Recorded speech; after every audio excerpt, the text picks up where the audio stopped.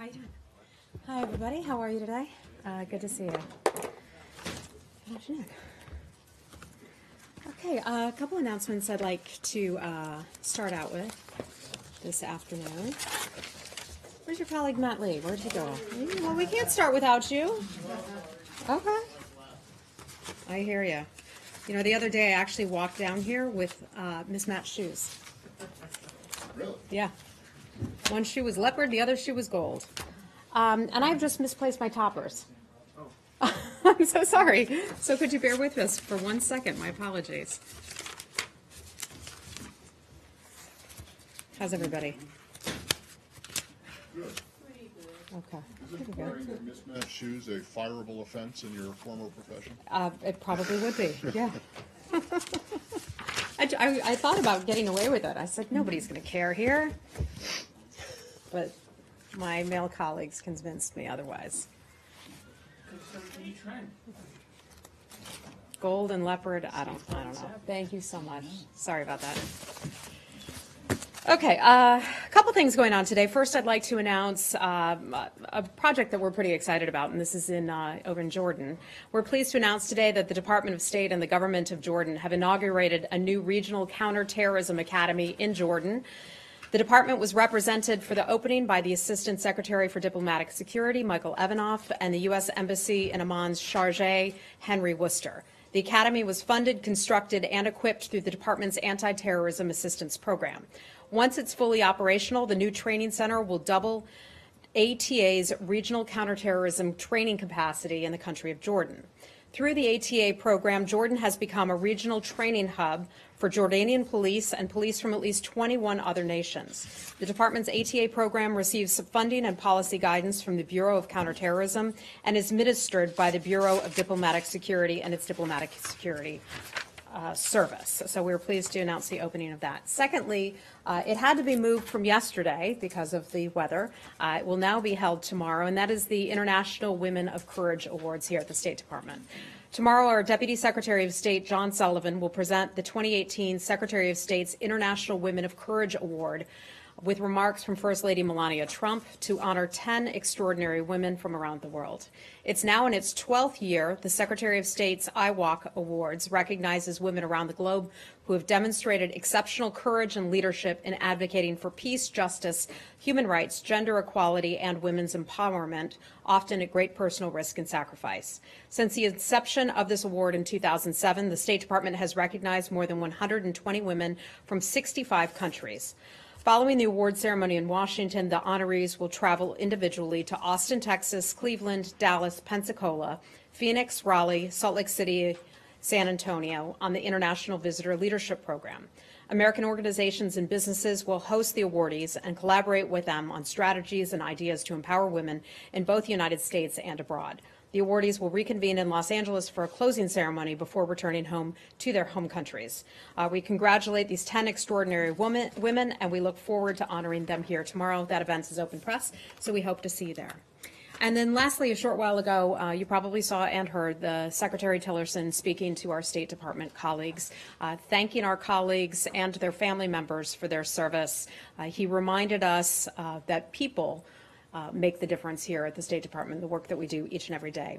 So on behalf of the building, I'd like to thank Secretary Tillerson for his service and sacrifice that he has made for the country.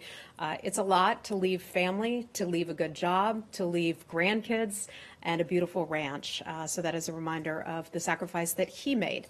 The other day in a brief reception with some staff, he mentioned that becoming Secretary of State helped him fill a hole. And by that he meant sacrificing to serve his country. It was a way that he did that, and that has now been satisfied. So, sir, I would just like to say that we would wish you all the happiness, success, joy in your new life, and thank you for your service as you now return to normal life.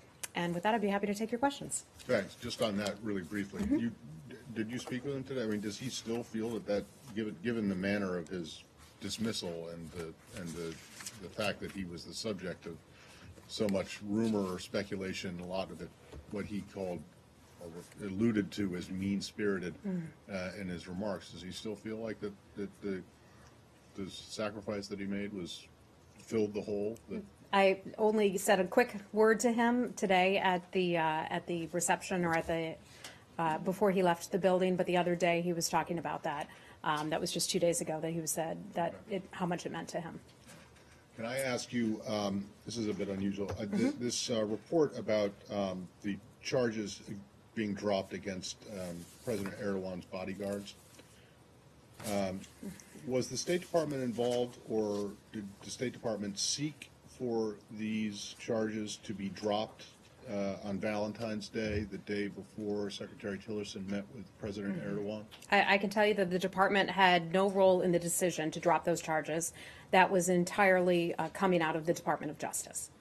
Okay, did you have any, you said you didn't have any role. Was there any contact, any cooperation, any coordination with them? Not that I'm aware of. This is completely a Department of Justice decision. And was the secretary or were members of his team aware that this had happened? I am told that the secretary was aware of the decision before he met with President Erdogan in Turkey. He noted that the timing was coincidental, but he also noted it was a good example of how we have an independent judiciary in our country, and that the Department of Justice made those decisions and took it from there. So he did raise it in his meeting with President Erdogan? I am told that the secretary did not discuss this issue with President Erdogan in any type of a quid pro quo, that the secretary was certainly aware of it and believed it was noted that it was just an example of how our judicial system works here and that it was a coincidence in timing. He went on to talk about, apparently, I'm told, that courts operate free of political influence. Okay, so but he didn't talk about it in terms of how this is a way that the U.S. can show that it's willing to improve relations with. I am told the answer to that is unequivocally no. Okay, so you keep prefacing this with "I am told." Well, I told, I didn't ask him enough. this question. This story just came out this morning. I've not spoken to him today, and I was not there. Right. Well, no. This is one of the problems.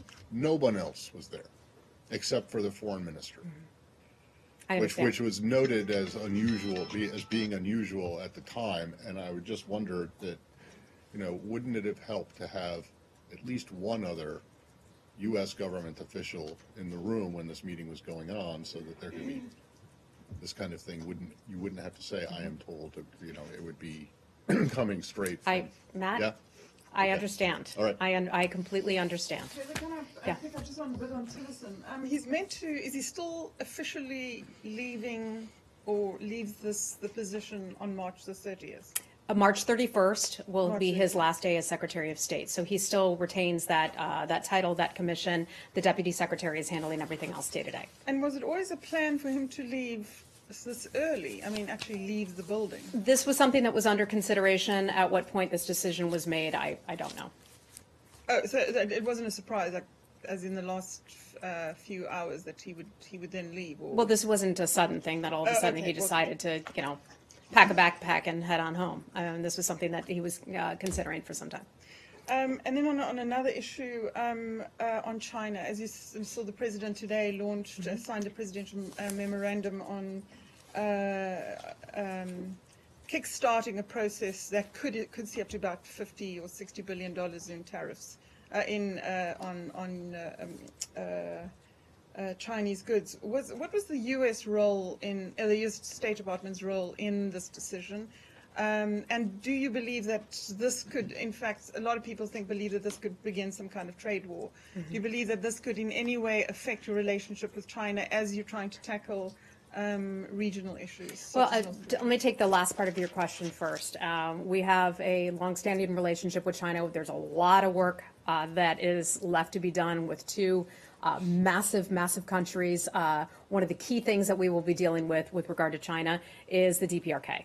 And let me remind you that they voted in support of UN Security Council resolutions on sanctions for North Korea. So we don't believe that has changed, that we ask them to continue to adhere to those resolutions. And so We have a complex relationship, certainly with China, but we have a lot of areas where we have to work together with them, and they recognize that it's not just in the United States' best interest, but it's in China's best interest. And I think the president overall has been very clear from first day on the campaign trail, long-standing concerns that he has and administration-wide people have with China's unfair trade practices.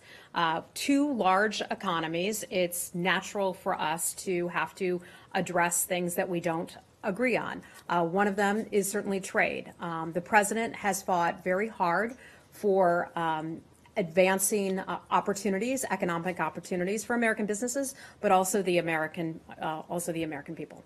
Do you believe that the president didn't actually impose those restrictions today, as many had said or reported before?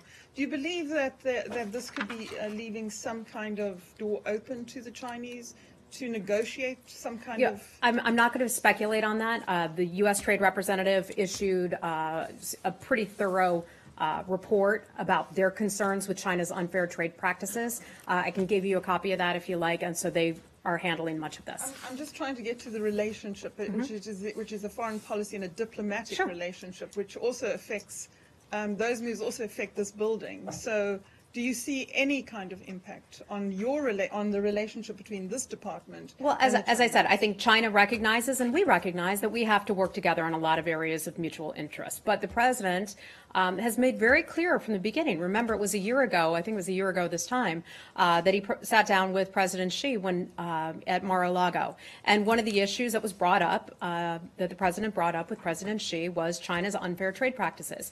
We had our 4 strategic dialogues last year, all of them completed. One of them specifically was on China's unfair trade practices. So this announcement would come as no surprise to the Chinese. The president is looking out for the best interests of the American public and American companies, and this is one step that the administration has decided to make. Yeah. Hi, Lise. Sure. Thank you. He also has been saying all along that he was holding off on holding off on such measures because he was seeking Chinese cooperation on the North Korea issue. And then you just, kind of noted that China has signed on to several resolutions, working with the United States on these type of sanctions. So isn't that a little bit of an inconsistent message? He got the cooperation and then imposed the tariffs anyway? No, look, China has engaged in unfair trade practices for years and years. And this president has decided to call them out on it and to hold them to account. That's a fair point. But at the same time, do you think it was wise to kind of tie the imposition of these type of tariffs to Chinese cooperation on other national security issues, which you are getting? Look, China has been cooperating with us for the most part. We always say that they can do more on the issue of North Korea and denuclearization. This is not just something that the United States is asking for, cooperation on denuclearization of the Korean Peninsula. Many countries are, including China. So it's not just in our interest to get Kim Jong-un to give up his weapons programs. It is in the interest of China as well, and we think that China recognizes that. I totally see your point, but now that the president has been making Chinese cooperation on North Korea such a big issue, and he's imposed the tariffs anyway, aren't you concerned that perhaps that cooperation will wane? No, look, China recognizes that it is also in their best interest to push for denuclearization on the Korean Peninsula. And I don't think that they're going to back away from that because we impose tariffs, rightfully so, to benefit and to help out American workers and American companies. This is no surprise. We should not act as though this is any surprise. Not to my awareness. Okay. All right. Hey, Nick. Can you just explain what he's doing until the 31st, since he still has the title of Secretary of State? My understanding is that he's headed back home, and beyond that, I'm unaware. But he, when he met with Director Pompeo the other day, he offered to stay in touch and provide assistance if Director Pompeo should need any assistance. But if there's no sort of formal duty, why is he retaining that title? My understanding is that because his commission is up on March the 31st. Okay, and then just to follow up on the redesign, what is the status now of the redesign now that he's left the building? Is that being frozen? Or? It's called the Impact Initiative now. The status of it is that it goes forward. We will largely maintain sort of an even course, a steady course between now and the time that if Director Pompeo, if the Secretary Designate does become the next Secretary of State, we want to keep things calm for him, ensure an orderly transition, hand things over to the Secretary Designate if he becomes the Secretary of State. Hopefully the Senate will confirm him. We would certainly like a speedy confirmation if they agree that he is the best person for that. And then we'll hand over all the information to Director Pompeo, and he can make a decision about what he would choose to do with the redesign. We talked about this the other day. Some things are sort of no-brainers, like getting us in the cloud, getting us up to speed with our IT, other things he may want to do away with, but that would be his choice. The groups that have been meeting between USAID and state and the money that was spent on outside consultants and things like that, is that going to continue to be spent? Will those groups continue to meet? I would imagine that any contracts that we have in place would continue to go forward until those contracts, I mean, this is just a guess, that contracts would stay in place until those contracts expire. But if there's anything more for you to have on that, I'll let you know. When you say that Deputy Secretary is doing all the day-to-day duties, that means that he's handling anything that would be at the Secretary's level involving interagency or foreign governments. That's the correct. Secretary, although he retains the title, does not speak on behalf of this administration to foreign leaders anymore. That is That is correct. That correct. is my understanding. So- I mean, he may get a phone call from somebody congratulating him on his future, On being but fired? I'm just curious because, I mean, he's going to keep security as long as even though he's not doing anything that is related to the nation's business, he's still going to have diplomatic security agents. He'll still presumably have access to classified information. my and understanding a is that stiff my in his understanding is that house. he was processed out today. Oh, okay. So all of that is gone, and he does not have security provided by the State Department I anymore? don't know about security. That's a very good question. I will look into that. I'll ask our DS and get back with you Okay, on so that. literally the only thing he still has is the title. That is Gotcha. my understanding, Thank yes. you. And the Deputy Secretary is handling all the meetings, all the bilateral meetings, all the big decisions that are now being made at the State Department. It's all on his plate, so he's doing two jobs. Okay, go right ahead. The situation, the military operation from Turkey in Syria is still going on. You expressed your concerns last week. How about the working group announced by Secretary Tillerson in Ankara last month? Is it working? Is it meeting? Is it working towards a solution for Minbej? I saw the readout of President Trump call with President Erdogan a few minutes ago. There was even a mention about Syria, about this situation. What are the steps you can? Well, as you well know, just because a readout states a certain number of things or issues were addressed does not mean that other things weren't discussed as well. Often more delicate things we will handle in private conversations. So I'd have to... It means that they didn't think it was worth thing. Not necessarily. Mention it No. publicly. You cannot make that assumption. It sometimes means that things are delicate and we choose to not put it in a readout because it's delicate, and we sometimes think that we can best handle complicated negotiations in a more private fashion. In some countries, that's more important than with other countries. I'd have to refer you to the White House, though, for any additional details on the president's call with President Erdogan. But I can tell you that was something, the mechanism was something that was agreed to between Secretary Tillerson and Secretary Erdogan about a month ago. We did have the first of that not joint mechanism, the first of that mechanism meeting here in Washington about 2 weeks ago. We had about 24 Turkish officials who came to the United States, meeting with about 24 State Department officials. That was on, I think it was a Thursday or Friday, and that was here at the State Department, so I'm guessing you all missed that, right? We got them in and out the doors without you guys all realizing, right? So those conversations are happening. Deputy Secretary Sullivan spoke with his counterpart over the weekend, and then the president spoke to President Erdogan. So clearly those conversations are very important. As a NATO ally with a lot of stuff going on in Syria, we have a lot to talk about with the Turkish government. So, Heather, you're not saying that readouts of conversations that are issued by this administration should not be taken as faithful representations of the content of what was discussed? I'm just saying, look, a readout gives a broad overview of what was discussed, but not everything in the readout is going to be what was discussed. Some things you don't put in every single detail about that, and that's private diplomatic conversation, and that's standard, normal from administration to administration. You know that. Okay. Does the mechanism plan to meet again, or When we have a meeting to announce, we'll certainly let you know. Okay. Hi. Yeah, go right ahead. I'll come back to you. I often ask you about the Palestinian teenager, Ayat Yes. Tamimi. Yesterday, the Israeli court behind closed doors sentenced her to 8 months in prison for slapping an Israeli soldier.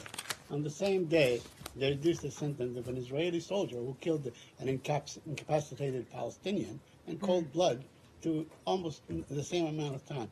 Is, in your view, the Israelis sort of deal with the Palestinians with a different scale of justice altogether? Saeed, I think I'm not going to answer that question. That would be entirely up. No, that would be entirely up to law enforcement.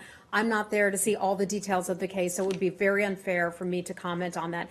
You know, we have talked many times about the importance of fair trials, about the importance that all individuals be treated humanely, that I mean, this is nothing new. We've had this conversation many times So before. you think that by sentencing this young girl to 8 months in prison for slapping a soldier is basically justice was being served?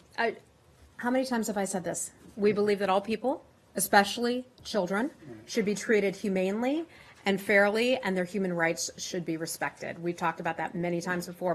Our position has not changed. So you're not appalled by any measure by the fact that a young girl gets sentenced to 8 months in prison and a person who killed another person in cold blood. I'm not saying that. served I'm almost just the saying same I'm not amount of going to time. weigh in on a case that took place in another country that would entirely be a matter for them to address with you. Okay, Lori, To hi. go back to Turkey, the foreign minister yesterday said in response to your comment that there may not be an agreement on man-made, but there is an understanding. Is there an understanding? If so, can you put it? We're going to start splitting hairs here, right?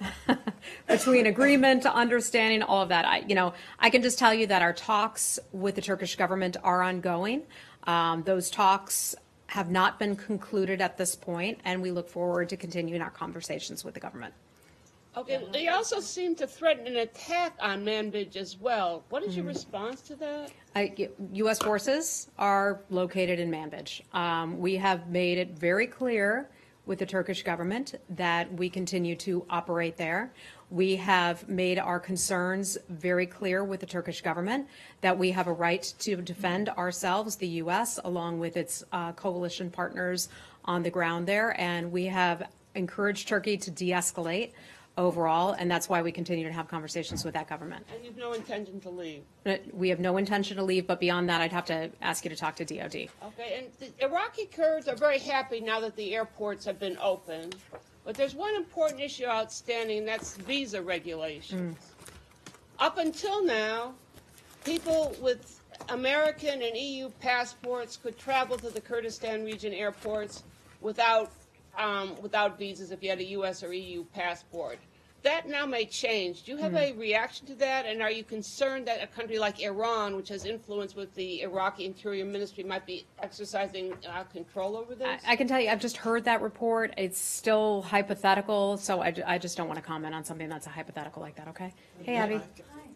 Do you have any information on reports of the death of a U.S. citizen, Andrew DeRogi, Amherst College student in Mexico City? Yes, I just heard about this as I was coming out here, that a young man had died in Mexico. And I just want to express our condolences. Anytime an American citizen should lose his or her life overseas, that is certainly a tragedy. I'm not able to comment on any specifics of his case, but our thoughts and prayers go out to the family. I know that we are offering, or at least have provided assistance to the family, our consular officers who are so compassionate and do such a great job of helping families in very difficult circumstances, and I know we're offering our assistance to them.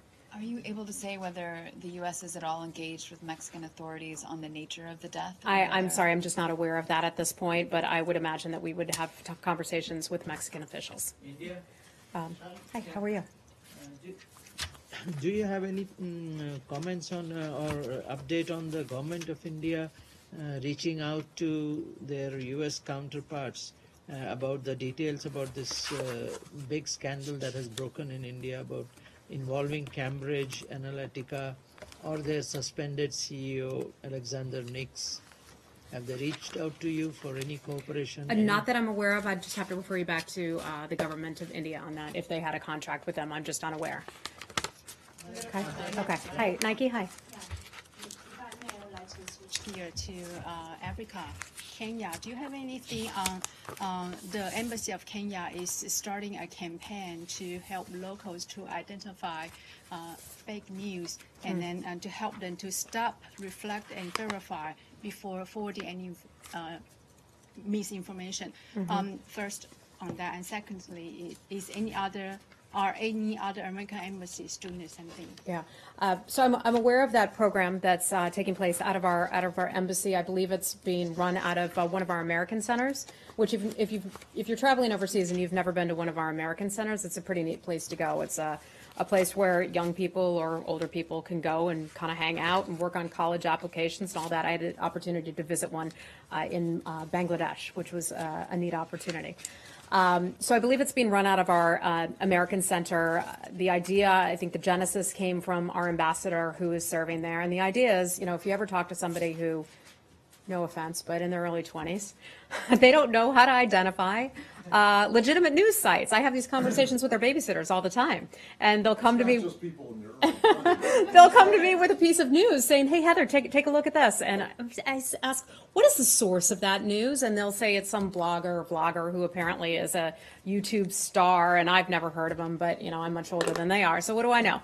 The point being is that seems to be an issue, especially with younger people nowadays, perhaps with folks around the world as well, where they don't know how to go to legitimate sites, or they don't ask the questions and verify themselves what the source is of this information. So I think the ambassador was just trying to help teach young people in particular how to identify real news and how to identify fake news. And so I think it's probably a good idea if it's going on in other embassies. I'm just not aware of it. Okay, Janie, hi. Thank you very much. North Korea, excuse me, I'm sorry. South Korean government proposed U.S. and South Korea, North Korea, a trilateral party talks. Will the U.S. accept this trilateral talks? I can tell you, and you've probably seen this reported in the news by now, that South Korea and North Korea are planning to have a meeting ahead of our summit, which we have not announced any dates yet at this point. They're planning to have a meeting. We are in close coordination with the South Koreans and the Japanese, for that matter, about all of these meetings and all of these talks. So we have no comment or plans on a possible three-way summit, but we're still going under the operating premise that we will be meeting with North Korea. Yeah, only bilateral talks with the North and Yes. the United States. Yes. Do you have anything here from North Korea recently? Not at this point. Not at this point. I don't have anything new for you on that. I'll let you know. Yeah, sure. So you don't have anything from North Korea. Are you just basically kind of making plans going ahead on what the North Koreans are telling you? I mean, wouldn't you like to hear from the North Koreans that they're... Well, that's why I go back to our close relationship with South Korea. I mean, South Korea has been perhaps our best interlocutor in dealing with this issue. As neighbors, as two countries that had preliminary meetings already, they worked out some of this framework at the Olympics, and so we trust our allies and partners, and so we trust South Korea. So certainly. But don't you feel a little bit uncomfortable about going ahead and making preparations for a meeting with another country that you haven't even had an official confirmation directly from? This is just complicated diplomacy, Elisa. I think that's just the way it works. We are looking forward to having these meetings and conversations, and we trust our South Korean allies, and we trust the Japanese, and this is an U.S. government-wide program, which we're standing by. Don't you need at some point some kind of official confirmation? I'm not going to get ahead of that. North Korea? I'm not going to get ahead of that. I'm not going to speculate. I think where we are right now, we're doing just fine. Okay. Okay. Hold on, Connor, go ahead. Get your response to the budget that was passed yesterday or today. The president is expected to sign. They actually gave you a 4% increase over last year's budget, not the nearly one-third cut that the administration had proposed. Just your response to that, and if you plan on actually spending all that money. I guess I would say thanks, Congress, and thanks to U.S. taxpayers, and we will take our lead from OMB and from Congress on that. Okay?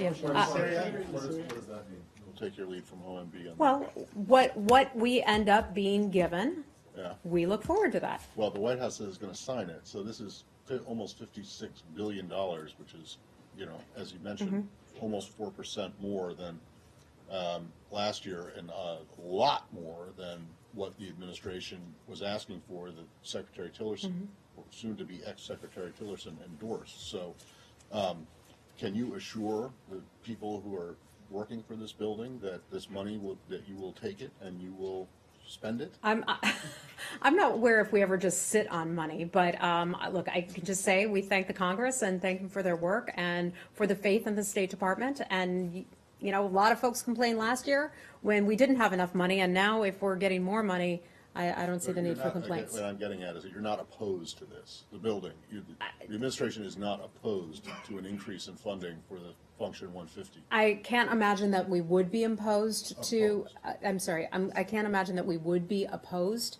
to an increase in funding. We're in a transition period now where we will hopefully have a new secretary coming in, and he can make some of those determinations at that point. Wait, hold on. Go ahead, Rich. Yeah. Is the transfer of the $40 million from the Pentagon to the State Department for the Global Engagement Center complete, and is there a status update on getting the expansion of that office started? Sure. So part of what we're doing is awaiting the funds from the Department of Defense for the Global Engagement Center. That's $40 million. That memorandum of understanding was signed a few weeks back. Last I checked, as of Tuesday or so, that money had not been sent over yet, but I know that DoD had to look through some of its various programs and decide where it was going to take that money from. I think it wasn't just sitting in a pot earmarked for the Global Engagement Center. So what we're doing is taking a look at our overall priorities. Look, one of the big issues that has been going on for far too many years now is the horrific fight against ISIS. And so the Global Engagement Center has been engaged in fighting ISIS and trying to turn around that messaging. We don't want more people to join ISIS. We want to turn people away from ISIS. So that has been one of their priorities. And then about a year and a half ago or so, an additional priority was added to the Global Engagement Center, and that is countering state-sponsored propaganda. So that is something that's still getting ramped up. Part of my job here will be to really focus on this. I see that as a very important issue. When we look at the propaganda that we see coming out of governments, including Russia, including Iran, including China, and there are others out there that exist, but those are just the top three that come to my mind. When we see that propaganda coming out that we believe needs to be corrected, changed, influenced in some way, that is a priority of ours, and so we really look forward to staffing up this operation and resetting that as a priority for the Global Engagement Center. I've had a lot of conversations every single day since I got back here from Israel with my counterparts over at the NSC and here in the building about the importance of that and what our plans are. So when we have something more about our intentions and our goals and achievements on the Global Engagement Center, I'd be more than happy to bring that to you. And as you've gotten into the details of it, do you think $40 million is sufficient, or? Well, it certainly sounds like a lot of money to me, but I think it's a good place to start. Okay. Go ahead. Saeed, I already called on you. Go ahead, sir. Hold on, come on. We go to somebody else, right? Our Kurdish friend. Yeah, go ahead. Turkish jets attacked 3 Kurdish villages in northern Iraq and killed 4 civilians. I'm just wondering if you're aware of those reports, and also Iraqi foreign ministry called it a violation of the sovereignty of Iraq. Do you share that view? I'm not familiar with that report. I'm sorry, I just haven't seen that yet. I will take a look at it and see what we can get for you about that, okay? Okay? Okay. Jordan announcement? Yes, I did. Yes. So can you tell us more about this so-called counterterrorism site? Jordan, if you look at human rights organizations, there's use of torture in Jordan. What is the State Department position on torture, including methods like waterboarding? Does the State Department regard that as illegal? I think that the United States' long-term cooperation with our strong partner in the Middle East, Jordan, is very well known, very well established. Our relationship with Jordan is as strong today as it was a few years ago, as it was 10 years ago, 15 years ago, and much further back than that. They have an excellent military. They have an excellent police force. They are close cooperating partners of the United States and, frankly, many other countries as well. I think our position on that on the part of the U.S. government is very clear. We will work with this government, and we work with many other governments around the world in the fight against terrorism and the fight against ISIS. So you're fine with torture, including waterboarding. Are we doing with this again? Are we cooperating- doing this? Are we rolling back the clock to 15 years ago again today? Well, it's just that It's the my friend from the CIA nation here. The CIA nominee, Uh-huh. among other things, oversaw a site in Thailand that's been accused of conducting torture and destroyed the video evidence. I'm of it, pretty which sure that I would- work for the State Department Right. and not the Central Intelligence But I'm Agency. not So if winding you back have the if you clock. have any questions This about that, I'd refer administration you over to is that not- building. This administration is winding down the clock, so I'd like an answer to the question rather than a diversion that I'm winding back the clock, because this administration is winding back the clock. I don't know. I don't you know don't how wanna you. answer the I don't. question. I don't know how you think that. I think our position on torture, on human rights, is very well known. We support the government of Jordan. We do not support. We do not encourage any of that kind of use that you waterboarding allege. legal in your view? The U.S. government has declared that. I don't recall the exact year, but a few years back, maybe it was 7 or 8 years ago, said that that is not a technique that the U.S. government endorses. There was a time that the U.S. government had told personnel that it could use that. And I will remind you, let me just remind you and go on a little sidetrack here, that our military forces, when our special ops go through that training to become special forces, Navy SEALs, all of that, they go through that training. They go through what you're referring to as torture. I just want to put that out there, that still exists So the today. State Department view is that waterboarding is torture and is I'm illegal. not going to go back and have this It's a simple conversation with question. you once again, okay? a simple I think we've question. taken enough time on this, and let's move on. Saeed, go right ahead, What is- and then we'll what come to is China. Could you share with us what is the update on Ghouta? Because the Syrian government and the Russian claim that 90,000 civilians have departed eastern Ghouta, and militants are being moved to the north and so on. Could you update us on what is the situation? Yeah, overall, I think the humanitarian situation in eastern Ghouta remains dire. We've seen the reports of many thousands of people attempting to leave. We've also heard reports about people attempting to leave and then being killed as a result. We continue to call for the ceasefire that was supported by 15 other countries at the United Nations Security Council almost a month ago. Pardon me? 14 countries. 14 other countries. 14 other, oh, pardon me, Matt, 14 other countries. 15, that includes the United States. Okay. So we continue to call for that ceasefire to be put into in force, and that has not happened just yet.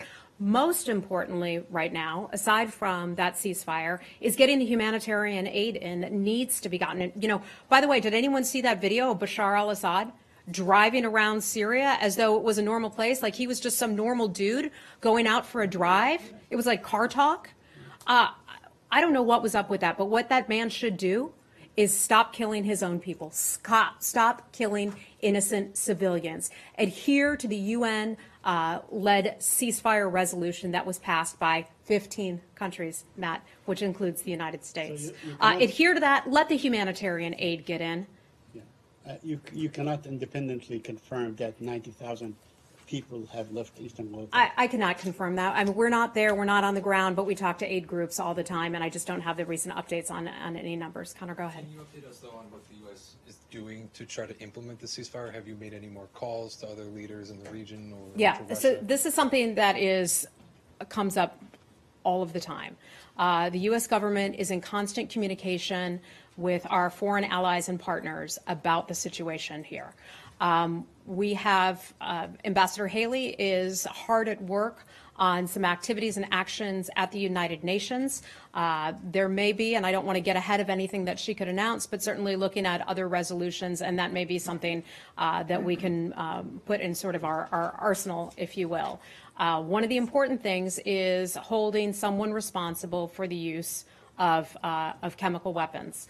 We know that those have been used in Syria on innocent civilians. Russia destroyed the Joint Investigative Mechanism at the United Nations. That was the mechanism that would hold an individual accountable, an individual country accountable for chemical weapons violations. Russia stood in the way of that. We are looking at other types of mechanisms that could be used. JIM, the Joint Investigative Mechanism, was the gold standard. So we hope that we can get something else in place to hold them accountable. I mean, it's a government-wide effort here on the part State Department, having communications with the Department of Defense, the National Security Council, and many other countries overseas. So we're working on it, hoping that we can get something going. Yeah.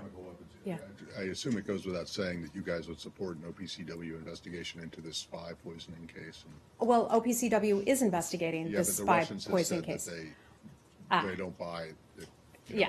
Okay. So, as many of you know, Russians, I think it was yesterday, said that this could have come, the poisoning could have come from yet another country, which is ridiculous. I mean, we put out a statement about that, saying that is a joke that it could have come from another country. We've seen Russian claims like this before, when Russia claimed not to be responsible for its little green men in Ukraine, where Russia claimed to not be responsible for the downing of the Malaysian air flight in 2014 over Ukraine. We've seen Russia continue to perpetuate the conflict in eastern Ukraine. They make a lot of claims. I think it's pretty clear we stand by the Brits, as do many other countries, that Russia's responsible for this. Okay, we're gonna have to wrap it up and leave it there. Go right ahead, sir.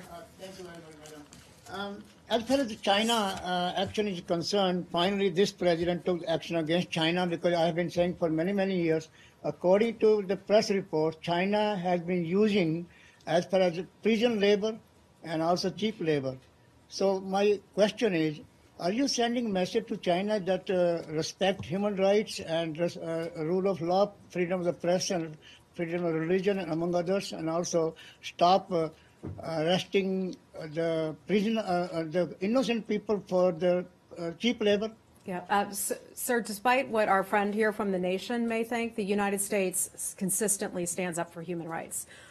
China is one of those countries where we have those conversations where we talk about the importance of freedom of religion, human rights, fair trials, and all of those other things and ideals that the United States government holds near and dear to our hearts, because that's fundamentally what we believe in. We speak to other governments, China in particular, about media freedoms and all of those things consistently in all our diplomatic conversations. I'm going to have to leave it at that. Yeah.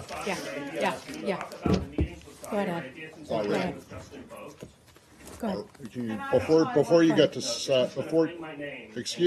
before you get to Saudi, can you? I had this question I've been trying to ask for 3 days now about this case in Bahrain, about Dua Awade, who was convicted yesterday, sentenced to 2 months in absentia. Do you have anything to say about that, given what you just said about your calls for free trial, and that is fair something trials? that is something that we talk with our partners in Bahrain. We have those conversations with the government of Bahrain, with Saudi Arabia. We have difficult conversations with countries that we also have relationships with. That is a fact. We hold our ideals near and dear to our hearts. Those consistently come up in our private conversations with other governments who don't adhere to those ideals that we believe are so important. Excuse me, I'm talking to Matt here. You ask about Dua Al-Awidi. She is residing in London. So we saw the report that a Bahraini criminal court sentenced her in absentia to I believe it was 2 months in prison for allegedly insulting a state institution. Really? For allegedly insulting a state institution. They sentenced her to 2 months in prison. So we would say to the government of Bahrain, and this is a way that we can deliver a message to governments around the world, we strongly urge the government to abide by its international obligations and commitments to respect human rights and fundamental freedoms, and that includes the freedom of expression. Okay. Go ahead. Excuse me, sir. Excuse me. Heather, yesterday Susan Thornton met with an official from Taiwan. Can you have a readout of that? I do not. I'm sorry, I don't. There was a tweet and a photograph of them meeting yesterday. Okay, I'll see if I can provide a readout of that meeting for you. Okay? Okay. Sir, I will let you take that last question, then we got to go. Go ahead. So you talk about, first of all, could you address Saudi Arabia, and why is it that your closest ally in the region seems to be Saudi Arabia and Israel? You talk about a trial in Bahrain, but you don't address it when it comes to when it comes to Israel. Why is that? Look, that is a very sensitive matter, and we handle conversations with different governments differently about sensitive matters. We don't take the same approach with every single government, the kinds of conversations we have. Okay? And no, I'm not saying that at all. Not saying that at all. We have to leave it there. Thank you.